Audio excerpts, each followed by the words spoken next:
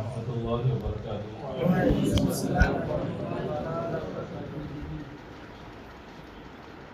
اس صدر الشریعہ اور اس تاج الشریعہ دونوں آپ سب کو، ہم سب کو مبارک ہو۔ آمین۔ اللہ تبارک و تعالی تا صبح قیامت ان دونوں بزرگوں کا فیضان ہم سب پر جاری وساری فرمائے۔ آپ کی یہ مجلس دونوں بزرگوں کی طرف منسوب ہے اور یہ کہہ دینا بیجا نہ ہوگا کہ گھوسی اور بریلی شریف یہ دونوں کا رشتہ بہت پہلے سے چلا آ رہا ہے۔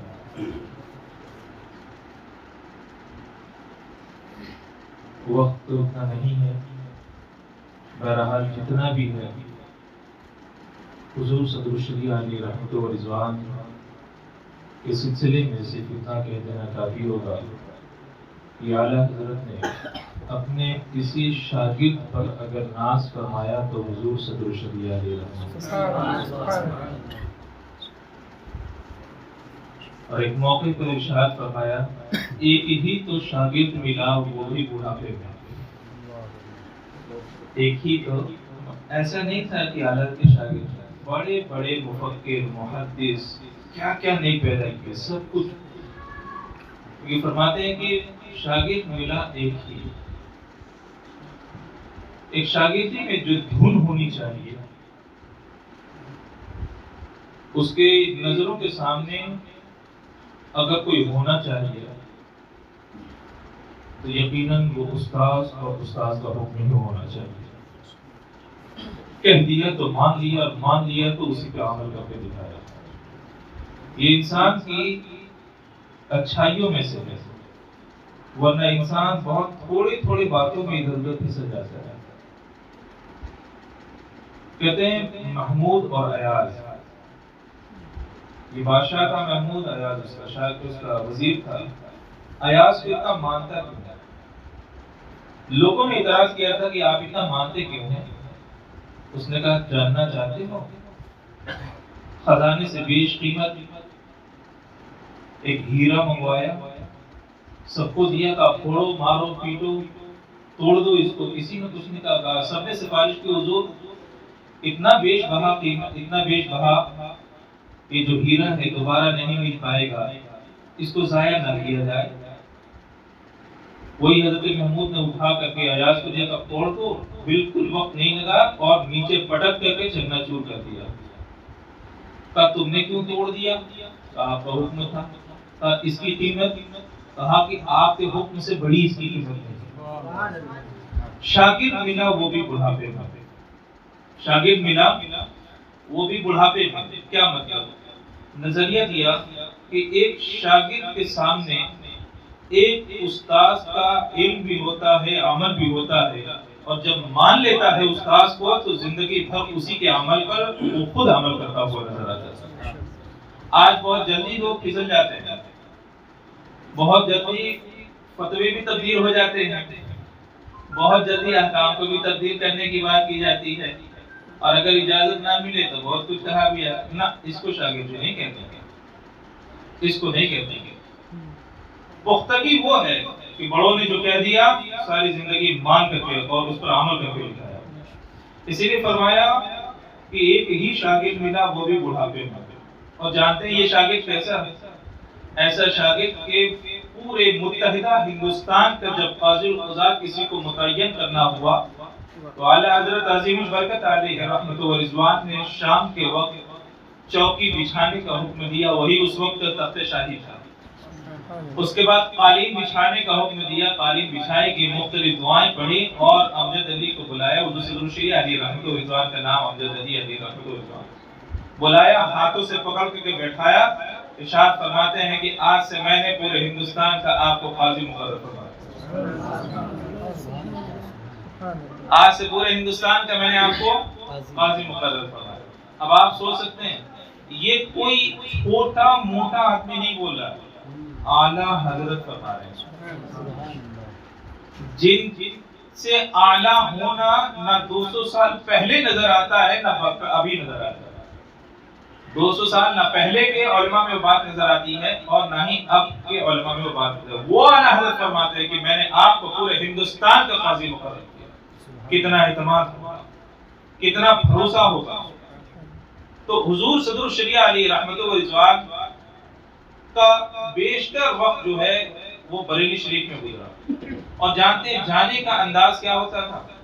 آپ حضور صدر الشریعہ علیہ رحمت و رضوان فرماتے ہیں میں جاتا، اگر اعلیٰ حضرت عظیم البرکت و رضوان کیا دولت کدا بند ہوتا، دروازہ بند ہوتا، تو آپ نے کبھی بھی کھٹکھٹایا نہیں۔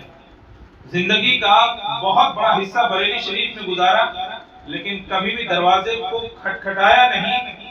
اگر کھلا تھا تو اجازت لے کر کے اندر چلے گئے، اور اگر کھلا نہ تھا تو اجازت لینا اور کھٹکھٹانا گوارا نہ فرمایا، وہیں در دولت پہ بیٹھ گئے۔ اعلیٰ حضرت جب نکل کر کے آئے تب جا کر کے آپ کی زیارت آئی۔ اس سے تسلط ثابت ہوتا ہے کہ تجھے مانا تجھے جانا نہ رکھا غیر سے۔ یہ وہ ورد ہے، یہ وہ وظیفہ ہے، یہ وہ منتر ہے کہ اگر یاد کر لیا جائے، عمل کر لیا جائے تو دنیا کی ہزاروں تکلیفیں دور ہو سکتی ہیں۔ آج انسان کی پریشانی کا سب سے بڑا سبب یہ ہے کہ وہ بہت جلدی حسد کر لیتا ہے، وہ بہت جلدی حسد کر لیتا ہے۔ اب جب ایک کو مان لے گا تو اس میں اب دوسرے کو دیکھنے کی سکت بھی نہیں رہے گی، اور دیکھنے کو دوسرے کو دیکھنے کا دل بھی نہیں چاہے گا۔ تیرے قدموں میں پلے غیر کا منہ کیا دیکھیں، کون نظروں میں جچے دیکھ کے تلوا دے گا۔ جب ایک مرتبہ کوئی بات پسند آ جایا کرتی ہے تو پھر اب دوسرا نہیں جچا کرتا۔ اعلیٰ حضرت نے حضور صدر الشریعہ علیہ رحمت و رضوان کو مانا تو ایسا مانا کہ پورے ہندوستان کا قاضی مقرر فرما دیا، اور صدر الشریعہ علیہ رحمت و رضوان نے اعلیٰ حضرت کو مانا تو ایسا مانا کہ زندگی بھر آپ کے احکامات بتائے ہوئے فرامین پر عمل کرتے رہے، اور اپنی اولادوں کو بھی بریلی شریف کا وفادار بنا۔ آج حضور محدث کبیر آپ ہی کی اولاد میں سے حضور صدر الشریعہ علیہ رحمت اللہ، زمانہ جانتا ہے، زمانہ جانتا ہے۔ ادھر وفاداری کی حضور صدر الشریعہ علیہ رحمت اللہ نے کس کے ساتھ؟ اعلیٰ حضرت عظیم البرکت علیہ رحمت اللہ کے ساتھ۔ اور ادھر وفاداری کا یہ معاملہ کہ الحمدللہ حضور محدث کبیر بے پناہ حضور تاج الشریعہ سے محبت فرماتے، اور حضور تاج الشریعہ علیہ رحمت و رضوان بھی بے پناہ حضور محدث کبیر سے محبت فرماتے، اور محبت کا عالم یہ فرماتے جو میں نے کہہ دیا، اور اگر جو حضور محدث کبیر نے کہہ دیا وہ قول میرا ہوگا، زبان اگرچہ ان کی ہوگی، اتنا اعتماد فرماتے تھے۔ اور مجلس شرعی کونسل کے موقع پر ایک مرتبہ حضور تاج الشریعہ علیہ رحمت اللہ کی طبیعت بڑی خراب تھی، اور اتنی خراب تھی کہ آپ علالت کی وجہ سے بستر سے اڑ بھی نہیں پا رہے، اتنی خراب۔ یہ آپ یہ نہ سمجھیں کہ یہ لفظ خراب حضور تاج الشریعہ کے لیے ورنہ نہیں، ایسا نہیں ہے۔ یہ خراب بھی جب اس اچھے سے ملے گا تو وہ بھی اچھا ہو جائے گا۔ ابھی فرمایا نا بڑے خوبصورت ہے تاج الشریعہ، یقیناً ظاہری خوبصورتی بھی اللہ نے عطا فرمائی، اور باطنی خوبصورتی ظاہری خوبصورتی سے کہیں زیادہ بڑھ کر کے اللہ نے، ظاہری خوبصورتی سے بڑھ کر کے باطنی خوبصورتی، اور باطنی خوبصورتی کون سی تھی؟ وہ اسلام کی تھی، وہ تسلط کی تھی، وہ مسلک کی تھی۔ اسی وجہ سے آپ نے زندگی میں کبھی سودا کسی سے نہ کیا، کسی سے کوئی سودا نہ کیا۔ یہ مومن کی پہچان ہوتی ہے جناب۔ مومن کو رب نے زبان اس لیے نہیں عطا فرمائی کہ جو چاہے جب چاہے پلٹ دے، جو چاہے بول دے، جو چاہے کسی کو کہہ دے، نہیں، یہ رب کی عطا کی ہوئی زبان ہے۔ بولے گی تو اسی کے کلمات بولے گی، اور زندگی پر عمل کوئی کرے گا تو کہتے ہیں اللہ کے احکام پر مومن ہی عمل کیا کرتا۔ یہ پہچان کی حضور تاج الشریعہ علیہ رحمۃ اللہ کی۔ حضور محدث کبیر بے پناہ محبت فرماتے، بے پناہ محبت فرماتے، یہاں تک کہ ایسا نہیں ہوا کہ اگر آپ کو تھوڑی بھی علالت کی خبر مل گئی اور آپ ہندوستان میں ہوتے تو فوراً بریلی شریف پہنچنے کی کوشش کی جاتی، فوراً پہنچنے کی کوشش کیا جاتی۔ ان دونوں بزرگوں کا تال میل، ایک دوسرے سے محبت اور اتفاق دیکھیے، دونوں ایک دوسرے کا ہاتھ چوما کرتے تھے، دونوں ایک دوسرے کا ہاتھ چوما کرتے تھے، بے پناہ محبت فرماتے تھے۔ حضور محدث کبیر کا شاگرد تھے، میں نے ان سے 1 2 نہیں بلکہ 5 کتابیں پڑھی۔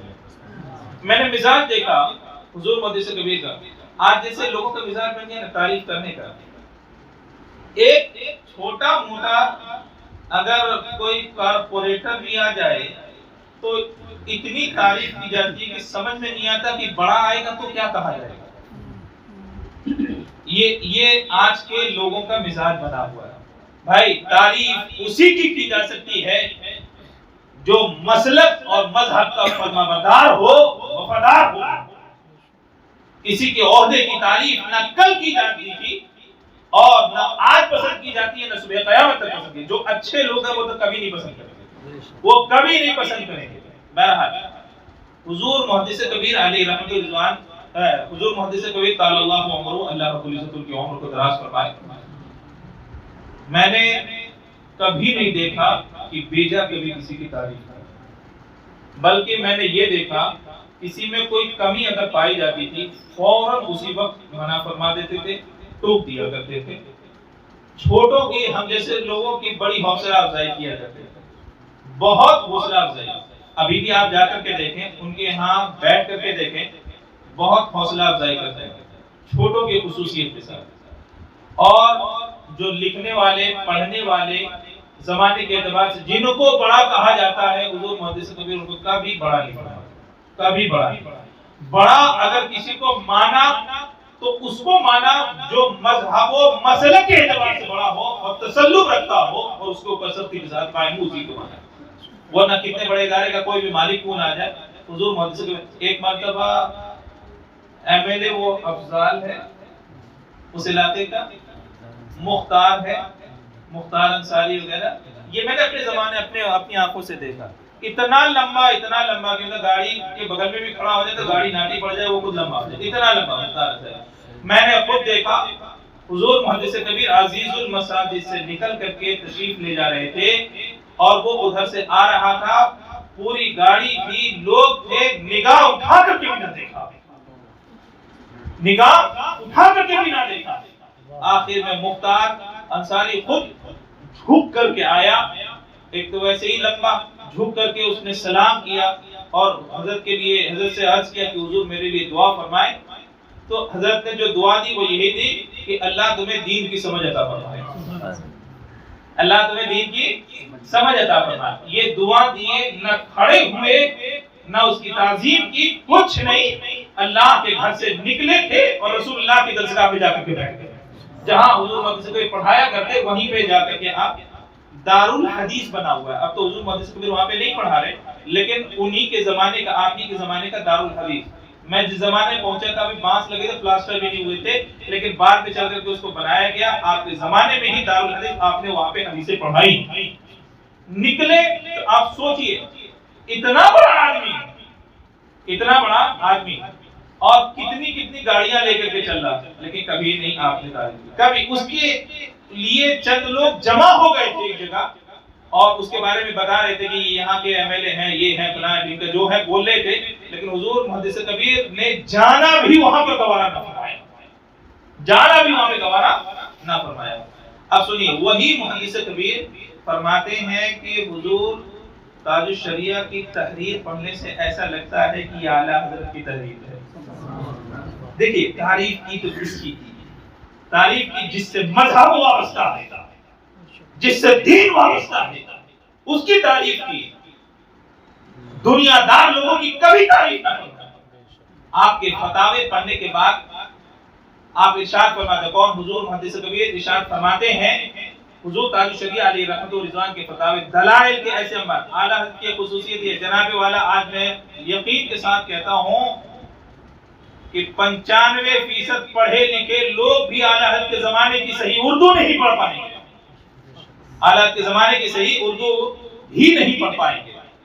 اور اعلیٰ حضرت کی خصوصیت یہ ہے، آج ہم جیسے لوگ ایک اگر کتاب سے دلیل نکالنی ہو، عالمگیری ہو، فتاوی شامی ہو، البدائع الصنائع ہو، بحر الرائق ہو، فتح القدیر ہو، یہ بڑی موٹی موٹی کتابیں،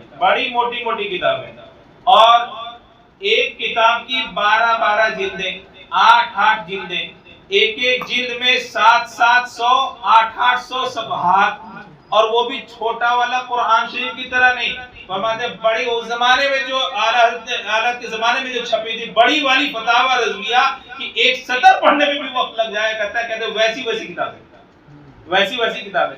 اعلیٰ حضرت عظیم البرکت علیہ رحمۃ اللہ کی خصوصیت یہ تھی کہ آپ فتویٰ لکھتے اور جب کوئی حوالہ دینا ہوتا تو 1-2 حوالے پر اکتفا فرماتے، لیکن اگر بات اس کی آ جاتی ہے کہ حضور ان لوگوں نے اس کا رد کیا ہے، مثلا مخالف نے اس کا رد کیا ہے، تو اللہ اکبر، اس وقت اعلیٰ حضرت علیہ الرحمت و رضوان کے قلم میں وہ جھلا اللہ رب العزت پیدا فرما دیتا کہ اب جو حوالے نوٹ کرانے لگتے کہ آج ان کتابوں کا نام پڑھنا بھی ہمیں مشکل محسوس ہوتا ہے۔ حوالے 1 2 3 4 نہیں، 150 تک کے حوالے آپ نے دیے ایک معاملے میں، 150 کتابوں کے حوالے عطا فرمائے۔ اور حضور محدث کبیر فرماتے ہیں کہ وہی انداز میں حضور تاج الشریعہ علیہ رحمت و رضوان کا دیکھتا ہوں، وہی انداز میں حضور تاج الشریعہ علیہ رحمت و رضوان کا بھی دیکھتا ہوں کہ جب تک کسی نے کوئی پوچھا نہیں تو بس 1-2 حوالے لکھ دیے، اسی پہ اکتفا فرمایا، اور جب آ گئی ہے جوش رحمت پہ ان کی آنکھیں، تو اب معاملہ یہ ہو گیا کہ اتنے حوالے عطا فرمائے کہ فتویٰ چھوٹا ہو گیا، حوالہ اس سے بڑا ہو گیا۔ ایک مثال دوں، حضرت عبداللہ ابن عمر، بخاری شریف کی حدیث، ابن عمر رضی اللہ تعالی عنہ نے ایک صحابی کے قبر پر دیکھا کہ کسی آدمی نے خیمہ گاڑ دیا، یہاں تو خیمہ نہیں، وہ تو گوشت کے خیمے کو خیمہ کہتے ہیں، ہاں اردو میں جس کو خیمہ کہا جاتا ہے وہ لگایا جاتا تھا ریگستان میں، جنگل میں، جہاں چھت کی گنجائش نہیں ہوتی تھی وہاں پر وہ لگایا جاتا تھا۔ فرماتے ہیں ابن عمر رضی اللہ تعالی عنہ نے ایک صحابی کے قبر پر دیکھا کہ ایک خیمہ لگا ہوا ہے۔ آپ نے ارشاد فرمایا کیوں لگا ہے؟ ایک بچے نے جواب دیا تاکہ قبر والے کو سایہ پہنچے، تاکہ قبر والے کو کے اوپر جو قبر کے اندر ہے اس کو سایہ نصیب ہو۔ حضرت ابن عمر رضی اللہ تعالی عنہ نے منع فرمایا، کہا خیمہ اکھاڑ دیں، اس کی ضرورت نہیں ہے، یہاں پر یہ لگانا جائز نہیں ہے۔ عرض کیا کہ کیوں نہیں جائز؟ ارشاد فرمایا میت کے اپنے اعمال کا جو سایہ ہوتا ہے وہ اس کے لیے کافی ہوتا ہے، وہ اس کے لیے کافی ہوتا ہے۔ یہ کس کی یہ حدیث شریف ہے؟ بخاری شریف کی حدیث ہے نا۔ قبر پر خیمہ لگایا، آپ نے اکھڑوا دیا، کیا ایک کپڑے کا خیمہ ہی تو تھا جو لگایا گیا تھا، آپ نے منع فرما دیا، اکھاڑ دیا، اور کہا کہ قبر والے کے لیے اس کے اعمال کا سایہ یہ کافی ہے، تمہارے الگ سے خیمہ لگانے کی کوئی ضرورت نہیں ہے، تمہارے الگ سے خیمہ لگانے کی کوئی ضرورت نہیں ہے۔ اب دیابنا نے استدلال کر دیا جب خیمہ بنانا جائز نہیں ہے تو گنبد بنانا کہاں سے جائز ہو گیا؟ یہی حدیث شریف تھی کہ بھائی جب حضرت عبداللہ ابن صحابی کا نام بول رہا ہوں، کوئی اور تو ہے نہیں، تو صحابی کا عمل بتا رہا ہے کہ قبر پر نہ دیوار بنائی جائے، نہ گنبد بنائی جائے، نہ چھت بنائی جائے۔ انہوں نے اپنے زمانے میں خیمہ تک کو گوارا نہ فرمایا، تو آج کے زمانے میں گنبد اور چھت بنانا کہاں سے جائز ہو جائے گا؟ یہ استدلال کیا کس نے؟ دیابنا نے۔ بڑے چہکنے لگے اور کہا کہ دیکھو یہ حدیث شریف میں ہے۔ کہاں کی حدیث شریف میں؟ فرمایا بخاری شریف میں ہے، دکھا دیا کہ یہ والی حدیث شریف ہے۔ اللہ اکبر! ہم جیسا آدمی رہتا تو بہت جلدی پگھل جاتا، نہ جانے کیا کیا سوچنے لگتا کہ ہاں بھائی جب صحابی نے منع کیا تو آج کیسے ہم اس کی اجازت دے دیں؟ اللہ اکبر! یہ بات حضور تاج الشریعہ علیہ رحمت و رضوان کی بارگاہ میں آئی، آپ مسکرانے لگے، کہا وہ جس کو دلیل بنا رہے ہیں کہ گنبد بنانا جائز نہیں ہے، وہی حدیث مبارکہ گنبد بنانے کی دلیل ہے۔ فرماتے ہیں جس کو وہ دلیل بنا رہے ہیں کہ گنبد بنانا جائز نہیں، چھت بنانا جائز نہیں، تعمیر کرنا جائز نہیں، وہی حدیث مبارکہ ہے جس سے اصلاح ہوتا ہے کہ اسی حدیث کے ذریعے سے معلوم ہوگا کہ گنبد بنانا بھی جائز ہے، چھت بنانا بھی جائز ہے، ہر چیز جائز ہے۔ اب پوچھا گیا کہ حضور جس سے وہ استدلال کرے نفی کا، آپ استدلال کریں اس بات کا، فرمایا کہ دیکھنے والی نظر بھی تو چاہیے۔ بڑوں کی بڑی بات ہوتی ہے، بڑوں کی بڑی بات ہوتی ہے۔ آپ نے فرمایا ہاں دیکھنے والی نظر، ادھر تو نقل کے لیے بھی عقل چاہیے ہوتی ہے۔ ہر بدھو آدمی خالی نقل کر دے تو تھوڑا ہی نہ ہو جائے گا۔ ہاں، حضرت عبداللہ ابن عباس رضی اللہ تعالیٰ عنہ کے بارگاہ میں ایک آدمی بہت غصے میں آیا، کہا کہ حضور کسی کو قتل کر کے اگر توبہ کر لی جائے تو توبہ قبول ہوگی کہ نہیں ہوگی؟ آپ نے اس کے چہرے کو دیکھا، ارشاد فرمایا نہیں ہوگی توبہ قبول۔ اس نے کیا کہا تھا؟ کسی کو قتل کر کے اگر توبہ کر لی جائے تو اللہ توبہ قبول فرمائے گا، توبہ قبول ہوگی کہ نہیں؟ آپ نے فرمایا نہیں ہوگی۔ اب جو حضرت عبداللہ ابن عباس رضی اللہ تعالیٰ عنہ کے شاگرد تھے وہ بیٹھے ہوئے تھے۔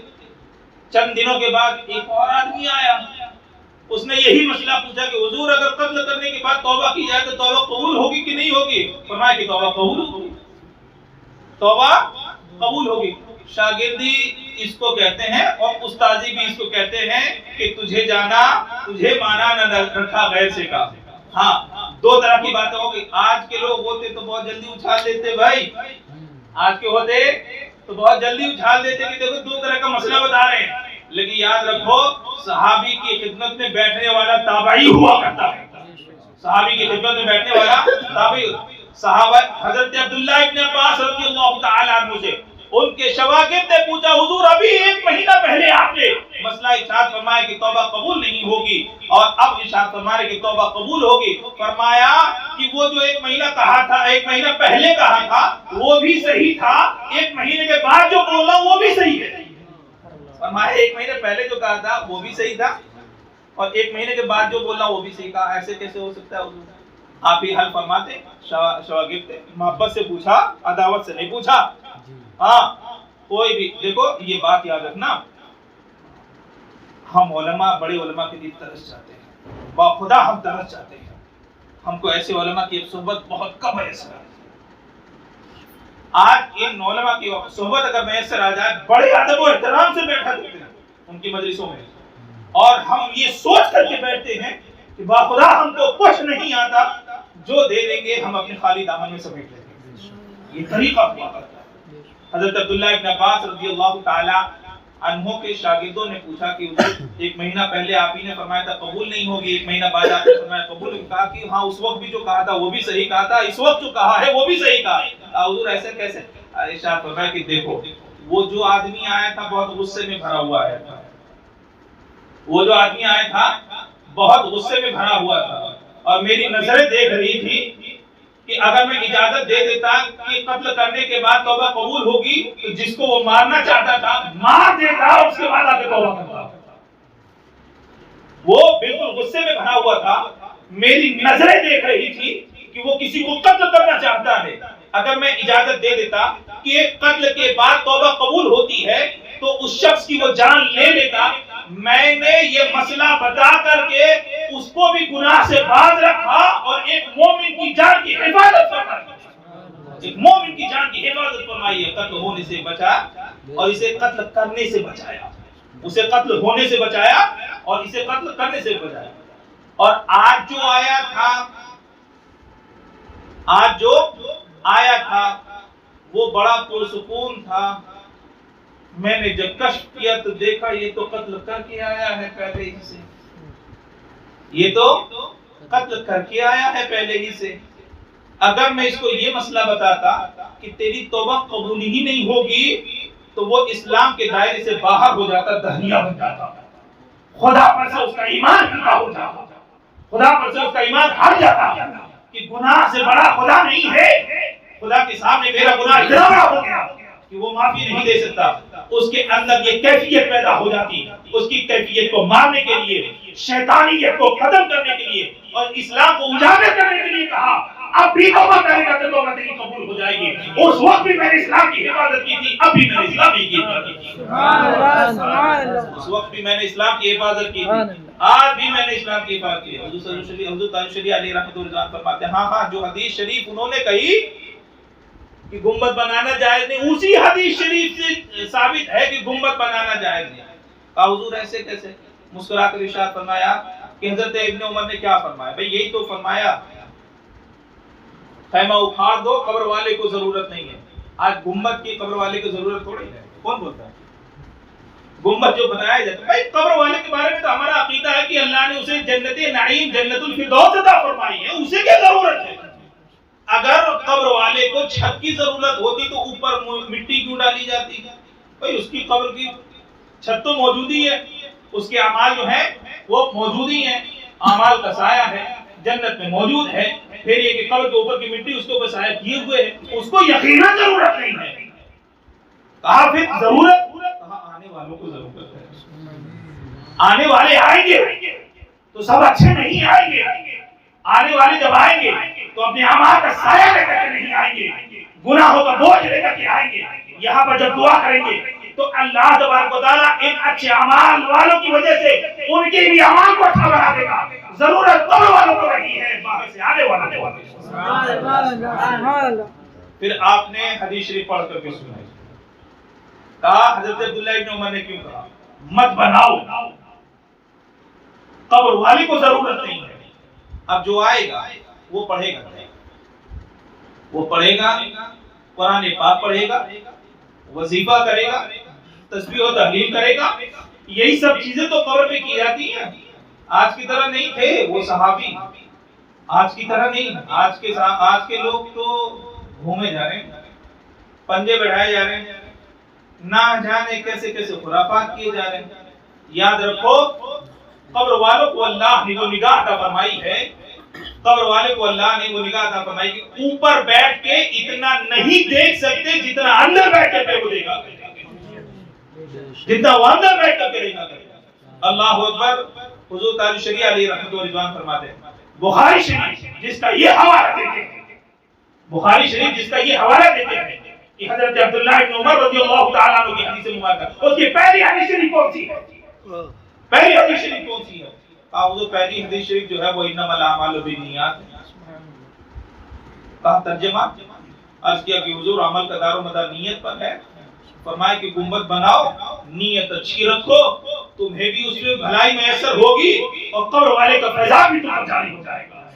تم نے اس نیت سے گنبد نہیں بنایا کہ قبر والے کو سایہ ملے گا، سورج کی تپش میں نہیں آئے گی، تم نے اس نیت سے نہیں بنایا، بلکہ اس نیت سے بنایا کہ عظمت قبر بھی ظاہر ہوگی، آنے والوں کو سہارا بھی ملے گا، آنے والے آرام سے بیٹھ کر کے اللہ کی تسبیح تحلیل کر پائیں گے۔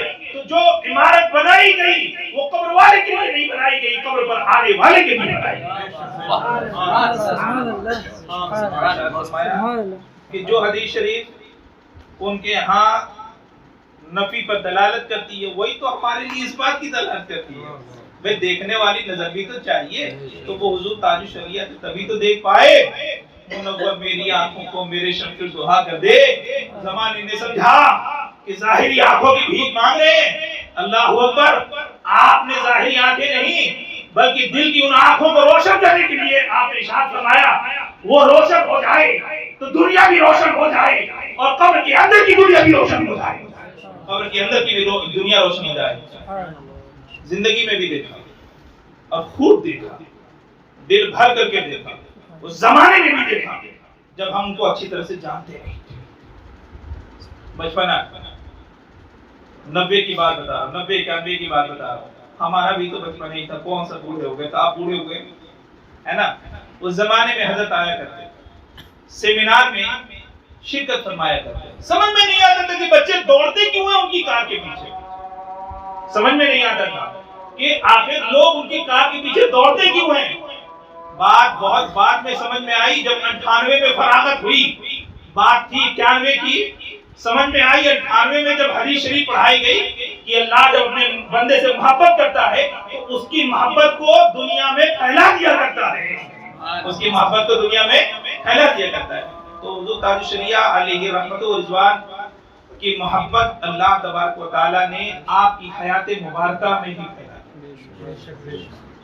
ऐसे सादा पहनते थे, यकीन नहीं है, ऐसे सादा पहनते थे कि आपके कपड़े अगर चिमड़े मुड़े भी हुआ करते थे तो बहुत खूबसूरत दिखाई देते। भाई मेरे वाकई ये मोहब्बत नहीं, मैं जो कहना है कह ले, इन आंखों ने जो देखा है हुजूर ताजुश शरिया को बता रहा हूं। चिमड़े मुड़े कपड़े भी ऐसे लगते थे कि अल्हम्दुलिल्लाह उनमें से नूर निकल रहा हो ऐसा महसूस होता था।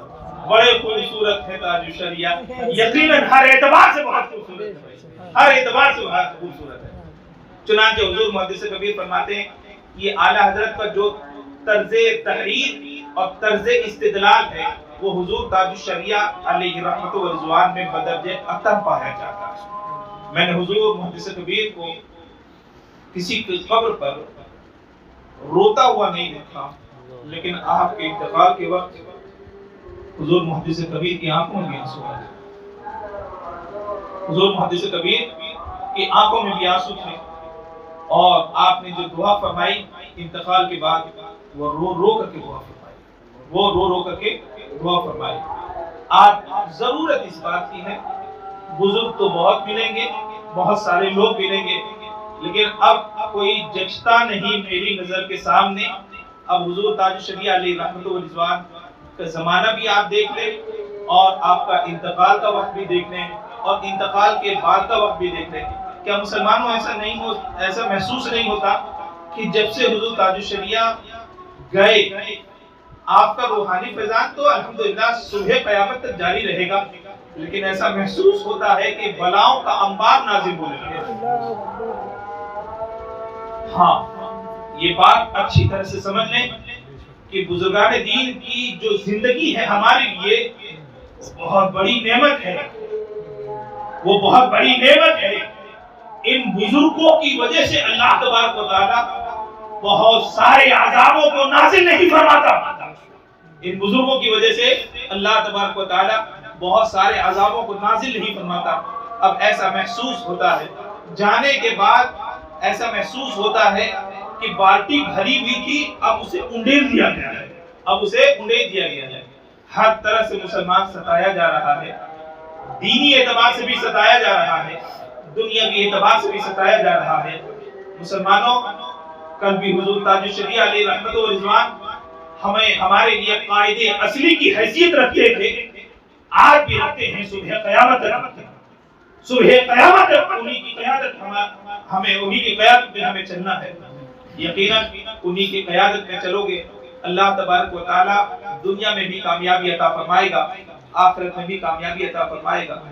जनाजे के मौके पर हमने ऐसे लोगों को भी सुना कि हम इतनी दूर से आए थे, हम अपनी इतनी दूर से आए थे, आपको देख ना सके, लाइन लगी हुई थी ना वहां पर, बहुत लंबी लाइन, फिर भी ना देख सके, लेकिन उन्हीं लोगों का बयान है हम देख ना सके, लेकिन हुजूर की आंखों ने हमें जरूर देखा, हमारी दिल की कैफियत को जरूर महसूस किया। अपना जनाजा लेकर के जो लोग चल रहे थे उनको तौफीक भी फरमाई, तो उन्हीं लोगों के करीब से गुजरे, गोया के ऐलान फरमा रहे हैं कि तुम ना देख सके तो कोई बात नहीं, हम ही तुम्हारे करीब से गुजर जाते हैं, जी भर के देख लो, जी भर करके देख लो। मोमिन और वली कभी मुर्दा नहीं होता, मोमिन और वली कभी मुर्दा नहीं होता। वो आंख खोल करके भी सब कुछ देखता है, आंख बंद करके भी सब कुछ देखता है।